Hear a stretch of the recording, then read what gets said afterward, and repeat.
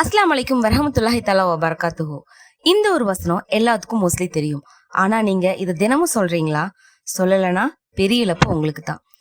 வெறும் ஒரு நிமிஷம் தான் இந்த சக்தி வாய்ந்த வசனத்தை தினமும் ஓதுறீங்கன்னா இந்த ஒரு ஆயத் உங்க வாழ்க்கையே மாத்தும். எல்லா ப்ராப்ளமுக்கும் ஒரே சொல்யூஷன் இந்த ஆயத் மட்டும்தான். முகமது நபி ஸல்லல்லாஹு அலைஹி வஸல்லம் அவங்க சொல்லி கொடுத்த ரகசியமான திக்ர் இந்த ஒரு திக்ர். இதோட நன்மை என்னன்னு தெரியுமா? வீடியோ ஃபுல்லா பாருங்க. இந்த ஆயத் எவ்வளவு நன்மை கிடைக்கும்னு தெரியும். முகமது நபி ஸல்லல்லாஹு அலைஹி வஸல்லம் அவங்க கத்துக் கொடுத்த அந்த சக்தி வாய்ந்த அமல் என்னன்னு தெரியுமா? தெரிஞ்ச ஷாக் ஆயிருவீங்க. வேற ஒண்ணும் இல்லைங்க, நம்மளுக்கு நல்லா தெரிஞ்ச ஆயத்துல் குர்சி தான். ஆயத்துல் குர்சிய தினமும் யாரு காலையிலயும் மாலையிலயும் இரவு தூங்குறதுக்கு முன்னாடியும் ஒவ்வொரு நேர தொழுகைக்கு பின்னாடியும் இதை ஓதிட்டு வராங்களோ அவங்களுக்கும் ஸ்வர்க்கத்துக்கும் இடையில இருக்கக்கூடிய ஒரே விஷயம் மரணம் மட்டும்தான் அப்படின்னு நான் சொல்லல, முகமது நபி ஸல்லல்லாஹு அலைஹி வஸல்லம் அவங்க சொல்லியிருக்காங்க. அப்படியாப்பட்ட சக்தி வாய்ந்த இந்த அமலை நீங்களும் உங்களுடைய குடும்பத்தாரும் தினமும் ஓதி பயன்பெறணும்னு நான் கேட்டுக்கிறேன். யார் ஒருத்தர் காலையில ஆயத்துல் குர்சியை ஓதினாரோ அவருக்கு மாலை வரைக்கும் சைத்தானுடைய தீண்டுதல்ல இருந்தும் ஜின்னனுடைய தீண்டுதல்ல இருந்தும் பாதுகாப்பு கிடைக்கும். அதுவே அவர் மாலையில ஓதனார்னா அடுத்த நாள் காலை வரைக்கும் அவருக்கு ஜின்னனுடைய தீண்டுதல்ல இருந்தும் ஷைத்தானுடைய தீண்டுதல்ல இருந்தும் பாதுகாப்பு கிடைக்கும் அப்படின்னு முகமது நபி ஸல்லல்லாஹு அலைஹி வஸல்லம் அவங்க சொல்லியிருக்காங்க. அல்லாஹு அக்பர். இவ்வளோ பெரிய அழகான திக்ர, அழகான ஒரு அமலை நம்ம வாழ்க்கையில நம்ம நிறைவேற்றணும் இல்லையா? இதை நம்ம தினமும் 8 முறை சொல்லணுங்கிறது ரசூல் ஸல்லல்லாஹு அலைஹி வஸல்லம் சொல்லி கொடுத்த சுன்னாவுடைய வழியாகும். காலையில தூங்கி எந்திரிச்சதுக்கு அப்புறம் ஒரு தடவையும், ஐநேர தொழுகைகள்ல தொழுகைக்கு பின்னாடியும், மாலையில ஒரு தடவையும், இரவு தூங்குறதுக்கு முன்னாடி ஒரு தடவையும் மொத்தம் 8 தடவை ஓதுறது ரசூல் ஸல்லல்லாஹு அலைஹி வஸல்லம் அவங்க காட்டி கொடுத்துருக்காங்க. இந்த அமலை சரிவர இந்த அமலை நம்ம தினமும் செஞ்சுட்டு வந்தோம் அப்படின்னு சொன்னா சைத்தானுடைய தீண்டுதல்ல இருந்தும் ஜின்னனுடைய தீண்டுதல்ல இருந்தும் நமக்கு பாதுகாப்பு கிடைக்கும்.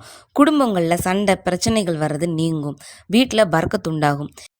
அபூ ஹுரைரா ரலியல்லாஹு அன்ஹு அவங்க கிட்ட சைத்தான் சொன்ன ஒரு விஷயம், யார் ஒருவர் தூங்குறதுக்கு முன்னாடி ஆயத்துல் குர்சியை ஊதி தூங்குறாங்களோ அவங்களுக்கு அல்லாஹ் தஆலா ஒரு வானவரை நியமிப்பான். அவங்க இரவு முழுக்க அவருக்கு பாதுகாப்பாக இருப்பார் அப்படின்னு ஷைத்தான் சொன்னதா அபூ ஹுரைரா ரலியல்லாஹு அன்ஹு அவங்க முகமது நபி ஸல்லல்லாஹு அலைஹி வஸல்லம் அவங்க கிட்ட சொல்கிறாங்க. அதுக்கு முகமது நபி ஸல்லல்லாஹு அலைஹி வஸல்லம் அவங்க என்ன சொன்னாங்கன்னா, ஷைத்தான் எப்பவும் பொய் பேசுவான், ஆனால் இந்த விஷயத்தில் உண்மையவே பேசுகிறான் அப்படின்னு சொன்னாங்க. சுபஹானல்லாஹ். ஆயத்துல் குர்சிக்கு எவ்வளோ மதிப்புன்னு பார்த்தீங்களா? இந்த திக்ரை, இந்த ஒரு அமலை நம்ம என்றைக்குமே நம்ம வாழ்க்கையில் விட்டுறவே கூடாதுங்க. உங்களுடைய வீடுகளை கபிர்ஸ்தான் ஆக்கி விடாதீர்கள். எந்த ஒரு வீட்டில் சூரா பக்ரா ஓதப்படுகிறதோ அந்த ஒரு வீட்டில் ஷைத்தான் நுழைய மாட்டான் அப்படின்னு முகமது நபி ஸல்லல்லாஹு அலைஹி வஸல்லம் அவங்க சொல்லியிருக்காங்க. ஆயத்துல் குர்சி சூரா பக்ரால வரக்கூடிய ஒரு வசனம் தான். எந்த ஒரு வசனத்தையும் தமிழ் அர்த்தம் புரிஞ்சு படிக்கிறது தான் ரொம்ப சிறப்பு. நம்மளுடைய சேனல்லையே ஆயத்துல் குர்சி தமிழ் அர்த்தங்களோட தெளிவாக சொல்லி கொடுக்கப்பட்டிருக்கு. வேணும்னா போய் செக் பண்ணி பாருங்க. லிங்க் டிஸ்கிரிப்ஷனில் இருக்கு. கீழே லிங்க்டு வீடியோ கொடுக்குறேன், போய் செக் பண்ணி பாருங்க. ஷைத்தான் ஒரு குடும்பத்தில் நுழையலன்னு சொன்னாலே முக்காவாசி ப்ராப்ளம் சால்வ்டு. மிச்சம் இருக்கிற காவாசி நம்மளோட தொழுகையை கொண்டும் சபரை கொண்டும் சரி பண்ணிடலாம். எந்த ஒரு வீட்டில் ஆயத்துல் குர்சி ஓதப்படுதோ அந்த வீட்டில் ரஹமத்தும் பரக்கத்தும் இறங்கணும்னு முகமது நபி ஸல்லல்லாஹு அலைஹி வஸல்லம் சொல்லியிருக்காங்க. அப்படி பார்த்தோன்னு சொன்னோம்னா அந்த குடும்பத்தில் கடனுடைய பிரச்சனைகள் இருக்காது, வட்டியினோட வாசனை இருக்காது, மன நிம்மதி மட்டும்தான் நிலைச்சிருக்கும்.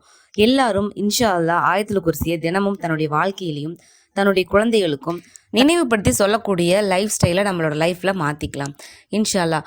அது மட்டும் இல்லாமல் ஆயத்துல் குர்சியை வெறும் ஒரு வசனம் மாதிரி ஓதாமல் அதில் இருக்கக்கூடிய பொருளை உணர்ந்து ஓதுறது மிக மிக முக்கியமான ஒரு விஷயம்.